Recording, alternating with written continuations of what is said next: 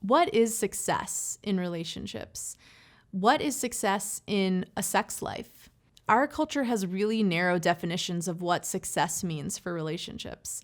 You have to get married and stay together till you die in a monogamous relationship in order for society to consider that a successful relationship.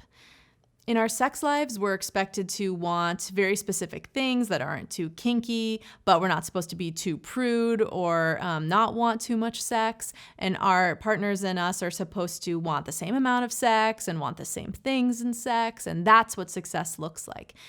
But relationships are not as simple as that. Sex lives don't work like that. So I want to reframe what is success in relationships. And I want to know, what does success in relationships and in sex mean to you?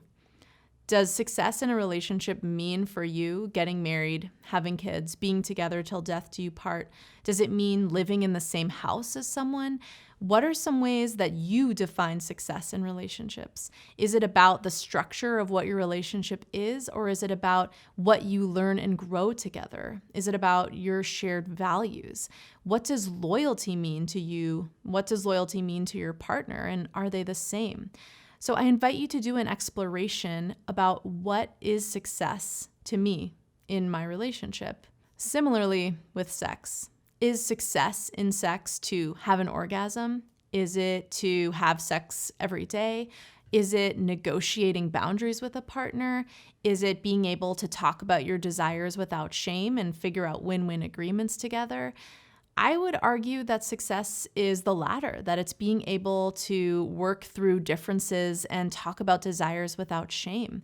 And I would argue that sex doesn't have to be about orgasm, that sex can be about connection and sensuality. So I want you to also define what is success in sex for you, and what does success in sex look like with your partner? And if anything is different, how can you talk to each other about ways you can meet in the middle? So I invite you to really reflect on, what does success look like in your relationships, and what does success look like in your sex life? Spend some time reflecting on this, perhaps journal about it.